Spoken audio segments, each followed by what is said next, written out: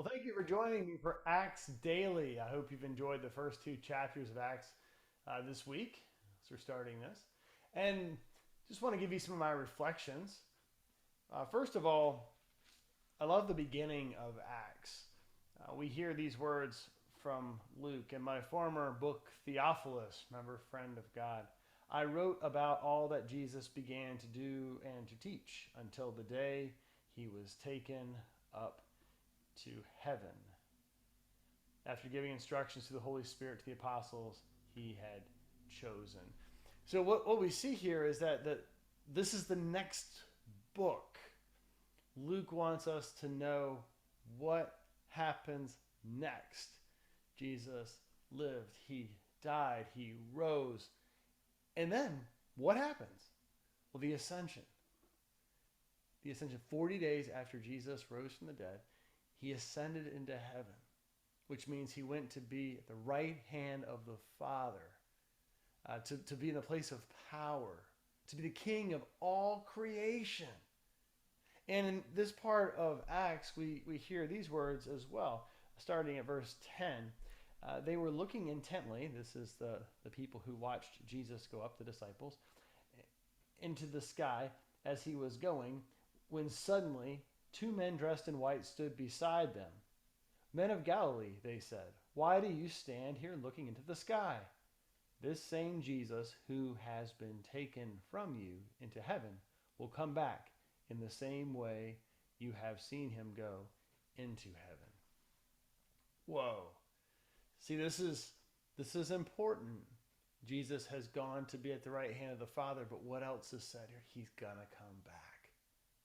He's gonna come back. The last day, the day of the Lord. And what's exciting about the book of Acts is we get to begin to see what does life look like between that time. What is God up to? And this is where chapter 2 just gets so much more exciting. And that's because God had told the people to wait for power from on high. Wait, don't go anywhere yet. Don't do anything yet, but wait for me. Just praise and worship and wait for this power. And in chapter 2, the Holy Spirit comes at Pentecost. And Pentecost is a harvest festival. And we hear a little bit about this in Acts chapter 2. When the day of Pentecost came, they were all together in one place. Suddenly, a sound like a blowing of a violent wind came from heaven and filled the whole house where they were sitting. And they saw what seemed to be tongues of fire that separated and came to rest on each of them. All of them were filled with the Holy Spirit and began to speak in other tongues as the Holy Spirit enabled them.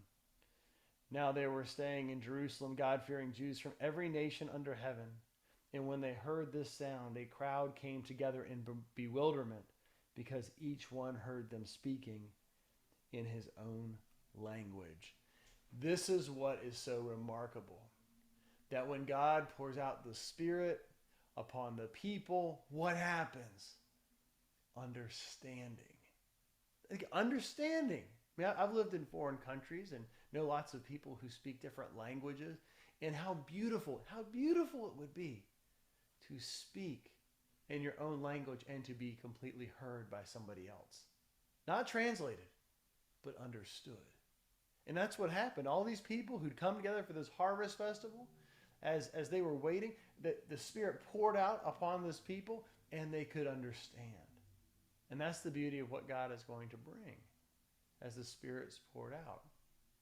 A people who have their distinct characteristics but yet understand each other and can be one in the Spirit.